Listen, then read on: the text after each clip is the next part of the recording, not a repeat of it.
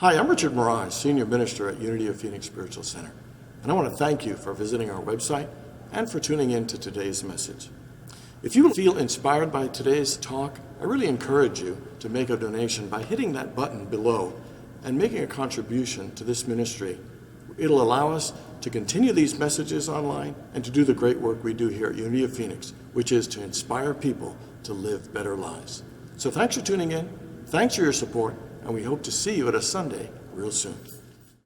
Morning again, everyone. And a shout out to everybody who tunes in and watches us online. Welcome. So there's this guy, and he's up at the pearly gates, and St. Peter says to him, all you need to do to get into heaven is to tell me a story of one good deed that you did. The man said, well, that's no problem. And he thinks for a second. He says, once I stopped at this intersection, and I saw this motorcycle gang harassing this young woman. And so I got out of my car, and I walked up to the bikers, and the lead one, and he was like 6'6", 300 pounds with tattoos everywhere. And I looked at him right in his face, and I told him that mistreating a woman in any way is cowardly, it's disrespectful, and it's not honorable, and I will not tolerate it. And so I went right up to him, and I poked him right in the middle of his chest. And I said to him, you need to stop this now, or you'll be dealing with me. I grabbed the woman, I put her behind me to protect her and so she can get away, and just stood right in front of him. And St. Peter said, wow, that is beyond a good deed. That is one of the bravest, if not the most incredible act of courage that I've ever heard. And St. Peter said, so when did it happen? And the guy said, about 5 minutes ago.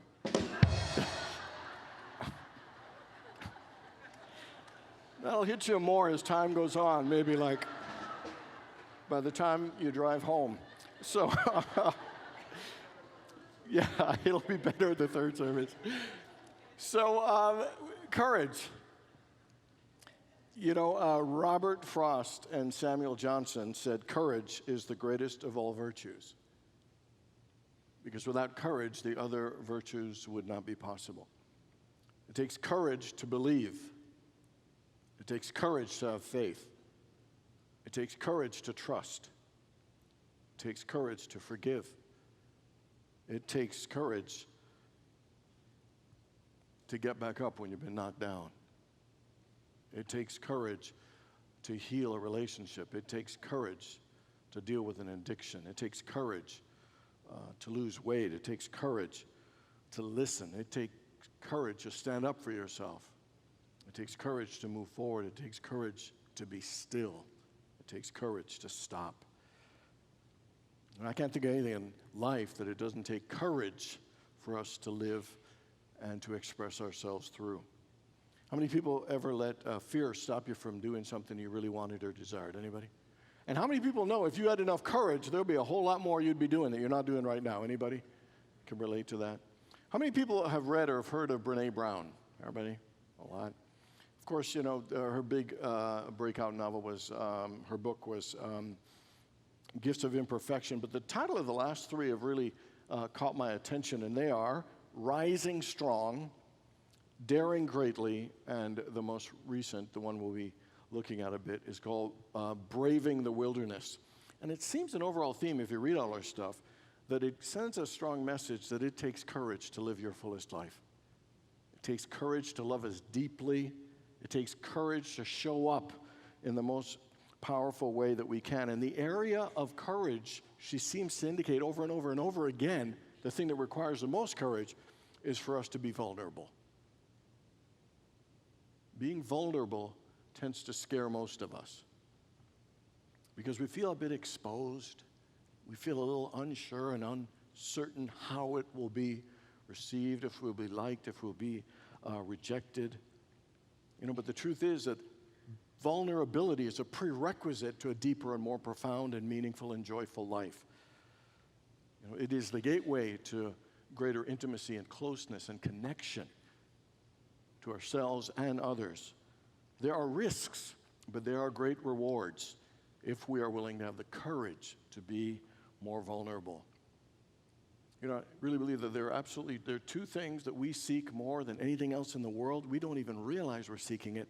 And I don't think we realize how powerful these two things are in terms of us living as fulfilling and as joyful a life. The first thing that we seek that we don't always realize is that we are all seeking a sense of belonging and a sense of connection.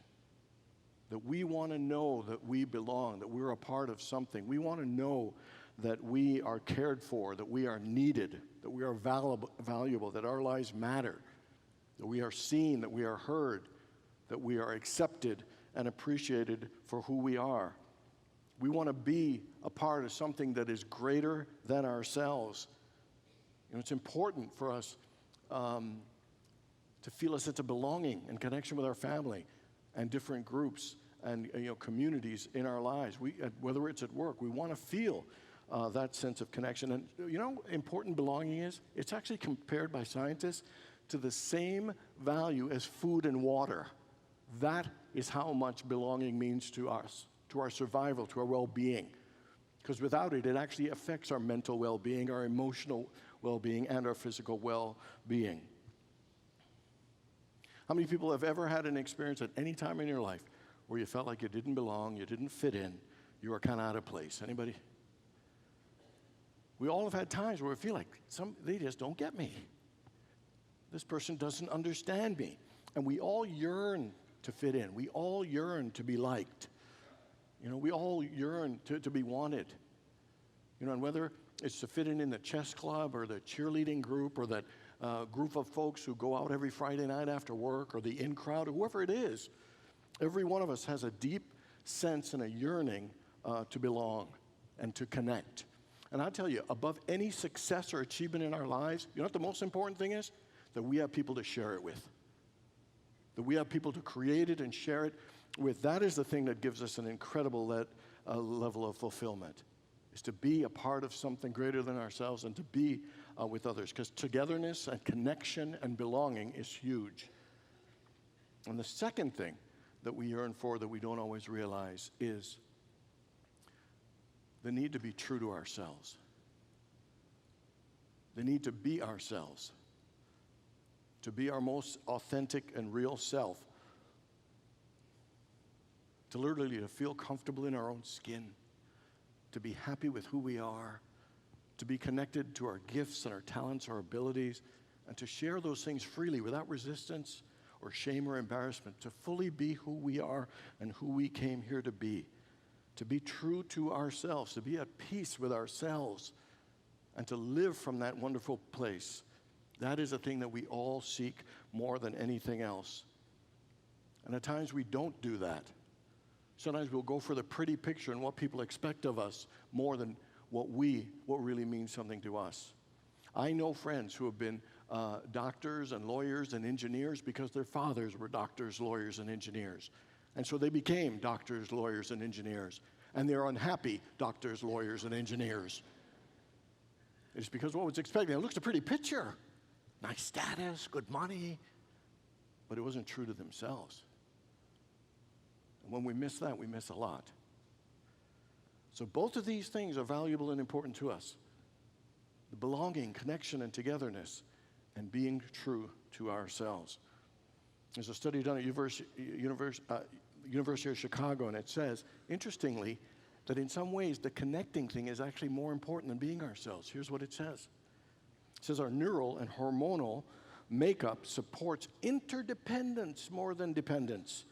Members of a social species don't derive strength from our rugged individualism, rather than our collective ability to plan, to communicate, to create, and work together.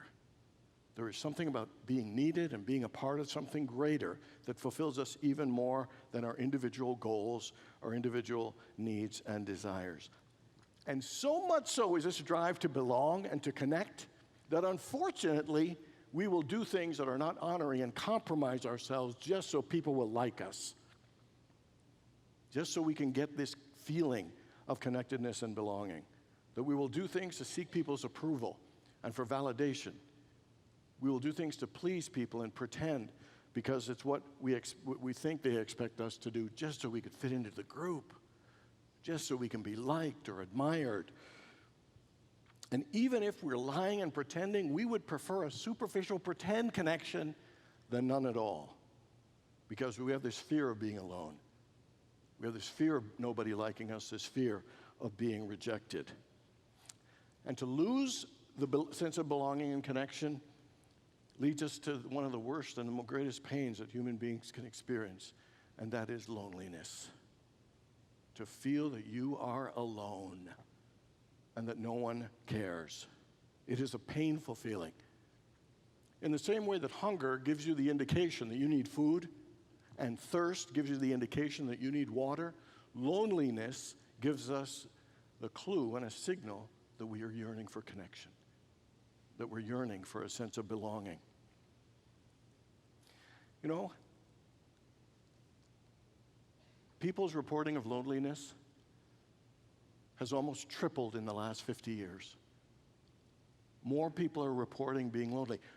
Today, people are lonelier than they've ever been. I find that surprising with our iPhones and the internet and instant communication and all the texting that we do and the sending selfies every 15 minutes and the sharing what we actually ate, showing pictures of our food and sharing it with the world. You know, it's amazing that we feel alone. I saw this poster once, and it had all this family around a table, and they're all on their phones, and it says, "Being alone together." Strangely, in some ways, we communicate, are in touch with more people, having thousands of Facebook friends, but we're actually feeling more alone, more real connection, and less real connection and less sense of belonging. This is how bad loneliness can impact us, our health and our well-being. Here are the top things that affect our ability to sometimes live longer. Dying earlier, here's what the reports are. Air pollution, 5% chance of dying earlier. Obesity, 20% chance of dying earlier. Excessive drinking, 30% chance of dying earlier. Loneliness, 45% chance of dying earlier. Because loneliness is feeling like you're not loved. And that is the thing that we seek more than anything else. You know, the risk involved in being true to ourselves is the risk of being rejected or not liked, or someone kind of throwing cold water in your dreams. How many people have heard of the comedian Trevor Noah? Took over for John Daly. Fabulous. I saw him in concert. Brilliant, genius. His mother's from South Africa. He was born in South Africa. His book is called Born a Crime, because it was actually a crime for a white man and a black woman to be together. His father's from Switzerland, German, Swiss. And so he didn't really grow up with his father that much, so he kind of met his father, and he said, so Trevor, what do you do? He does this impression of him. He says, I'm a comedian. He says, comedian? You're a clown? You're a clown boy? And he says, that's not a job. And so it's an ongoing thing with Trevor and his dad, that what he's doing is not a real job. It's not a respectable job, you know, in Switzerland, in Germany, and with his family. And so here's Trevor being true to himself and being one of the most successful people in it, and yet his father does not approve. And that causes him stress, and that causes him pain. How many people here ever made a decision or set a goal, and a family member or someone close to you kind of threw water on it or didn't support it? Anybody? And so we know what the risk of standing alone is. And here's the interesting thing is that we want belonging, and sometimes we'll compromise being true to ourselves to get belonging. And then sometimes when we stand firm in what we want, sometimes we'll get rejected and not get belonging. You see that? How we could be tough. It's not an easy thing to navigate or find that balance between being true to yourself and also finding that level of connection and support. And here's what makes it even harder. Look at the context. I mean, when you think about belonging and connection and being true to yourself, look at the context of the world we're living in right now. We are probably more politically polarized than we've ever been. Levels of division and distrust among people is incredible. We live in an us versus them culture in many ways. There are racial, political, ideological, and religious divisions, factions. We're living in this type of culture. And what it's doing is we are yearning for belonging, but it's creating more isolation, more distance and distrust between people and groups. You know, and we're creating this and making it worse, and yet that's the thing we're yearning for. And sometimes being who we are individually is scary in an environment like that. And so what we're finding at times is losing both our sense of belonging and our ability to be true to ourselves. So how do we bridge that? Brene Brown says this. She said, we need to seek what she calls true belonging. And here's how she defines it. True belonging is about fitting in and being different.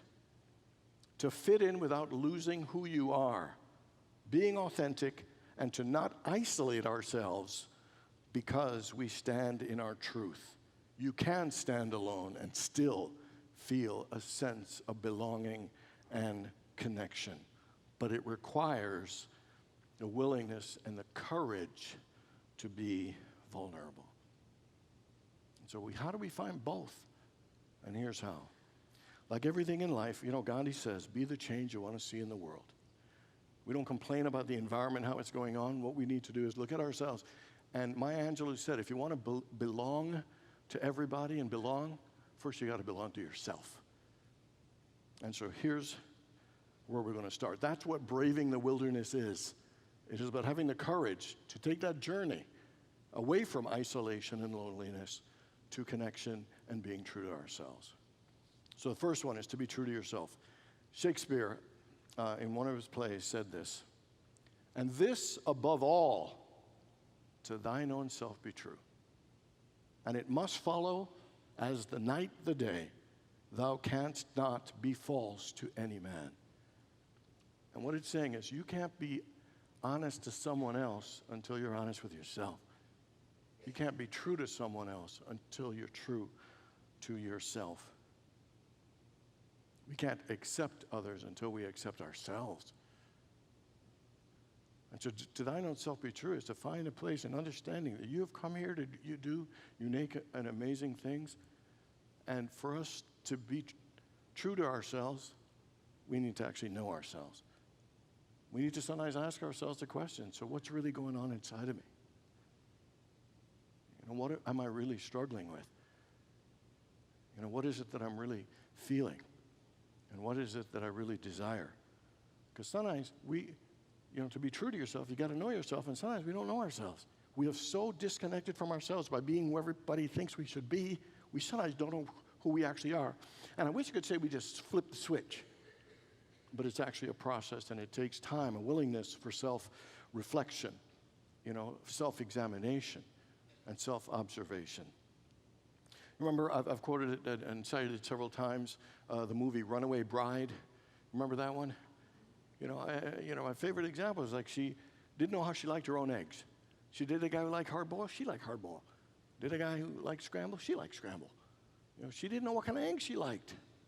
And sometimes I don't know if we always know who we are. It takes time to discover the truth of who we are. So are you being true to yourself? And what area in your life are you not being as honest or authentic about who you are, what you're feeling? And what ways are you not doing what you're here to do? Not being the person you're here to be. Or not being aligned with what your soul is calling you to. To thine own self be true. To me, the only way to be true to yourself is to know yourself and to know your higher self. The disconnection we feel in loneliness is a disconnection in here from our own spirit and our own soul. And to be true to ourselves, we need to take time to connect our human self to our higher self, to allow our soul, the clarity of our soul to come forth, to know who we are, to know why we're here, and know what we are called to do. The second thing we need to do is to be willing to risk and to share ourselves with others. Being vulnerable and sharing your heart and sharing your soul and sharing yourself with others. Sometimes even the people we're closest to, we don't share. Not just strangers. And it's important to be willing to be vulnerable, to share ourselves more deeply and more intimately. And I'm not saying just, go up to some stranger, some person in your life, start vomiting all the facts of your whole life and say that was just, being vulnerable and honest. Or it's not going up to some stranger and say, hey, want to be BFFs? It's not about just saying that. Want to be my friend?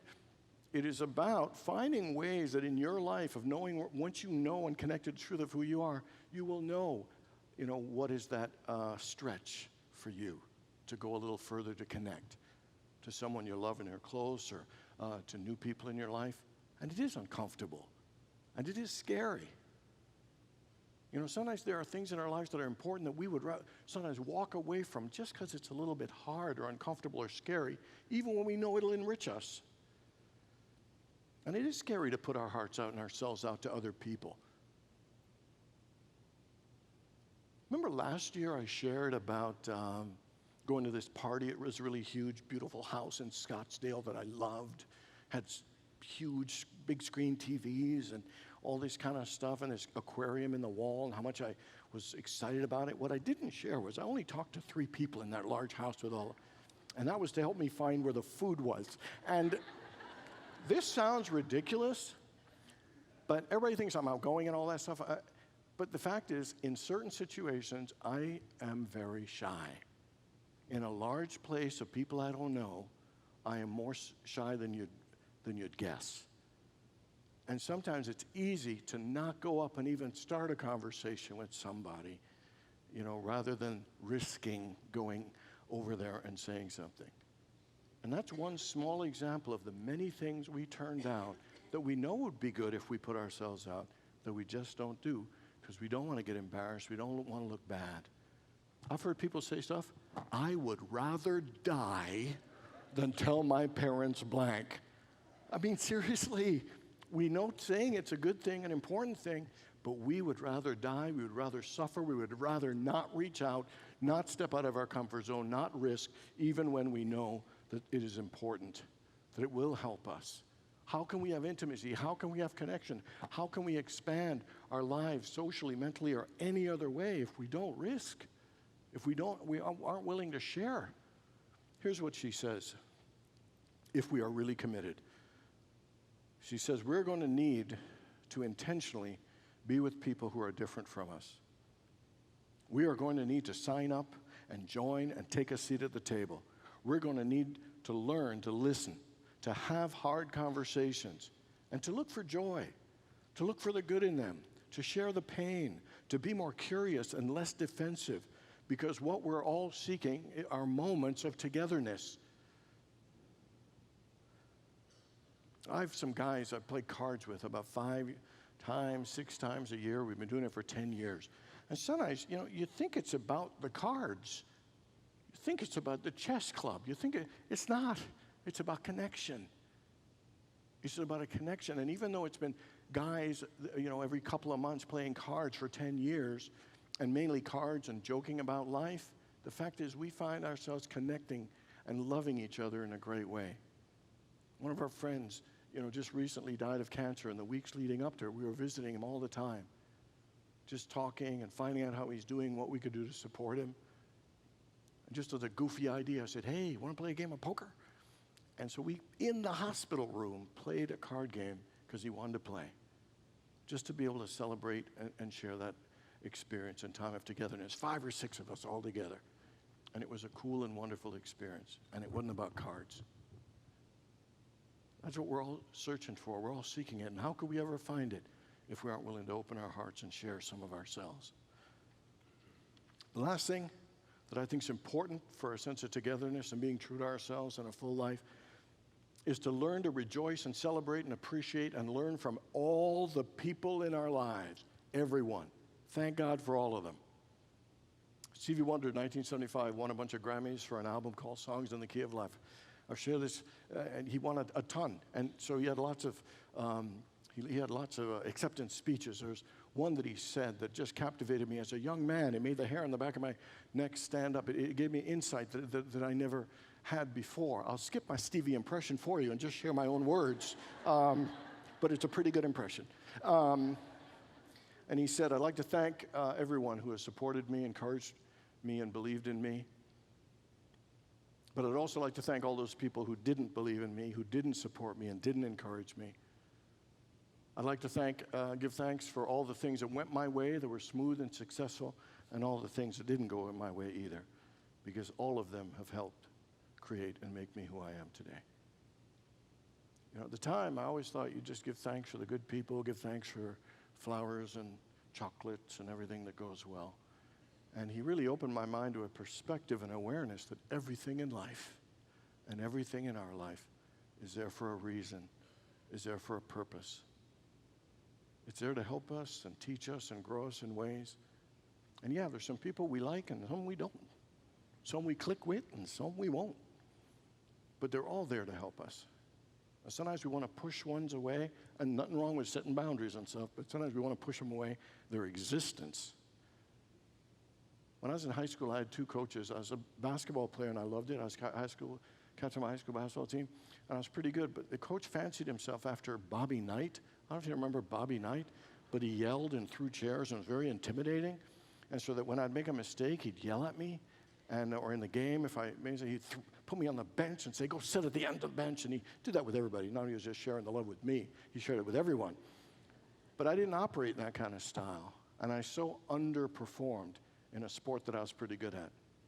Now, I'm a volleyball coach, and I didn't even play volleyball till high school, was encouraging, supportive. He was saying, go make mistakes, go have fun out there, go play. And he taught well, but he also had this attitude that was relaxed. Well, I became a fabulous volleyball player. We went to the city championship every single year of my high school, and we even went to the provincial finals in 2 of those years, reaching the final game in the provincials. And so, 2 different styles. But interestingly, they both helped make me who I am today. And there are people like that in our lives. Ones that press our buttons or get in our face that are so not the style we want. And ones a little more in the way that we are. And they all help us be who we are. Reverend Rogers and I attended a football game, and I used this example a lot because it was just so smart and insightful. And so we're at the football game, and he said, and we're like 60,000 people there, and he said, you notice, we don't meet everyone at the game, but we meet the people we're meant to meet. And same with our journey in life. You don't meet everybody, but you do meet the ones you're meant to meet. And if you're meant to meet them, just know that there is a reason and a purpose, and we should appreciate or learn or rejoice or understand or find compassion for every single one of them. Ayala Van Zandt said that everyone comes into your life for a reason, a season, or a lifetime. And even if it's for a moment, share and appreciate that moment. And if it's for weeks or months or years, share it for all that it is. Don't devalue or diminish it because of time or because you liked them or didn't like them. They showed up in your life, so they're here to teach us and show us in some great and wonderful way. One of the things I really realize is no matter how different we think we are way more the same. Ever watch a movie and something happens to somebody and you start crying for them in the movie? You don't even know them. It's a movie. Ever heard a song and you're crying because you relate to whatever the song is saying? I've had people after church come up to me and say, you wrote that talk for me. I felt like it was for me. I say, no, it was for me. But what it does, it shows how similar and connected we are. We're all looking for belonging. We're all looking for connection. We all want to be true to ourselves and know that we're appreciated and make a difference for the truth and the uniqueness that we are. But you got to be willing to have the courage to be a bit more vulnerable. Somebody said you got to go out on a limb sometimes because that's where the fruit is. And if you want the sweetness of life and the fullness of life, you got to be willing to have the courage to be vulnerable. Let's end with Maya Angelou's quote. You are free only when you realize that you belong no place and realize you belong every place. The price is high and the reward is great. The question is, do you have the courage and the vulnerability to brave the wilderness? God bless you.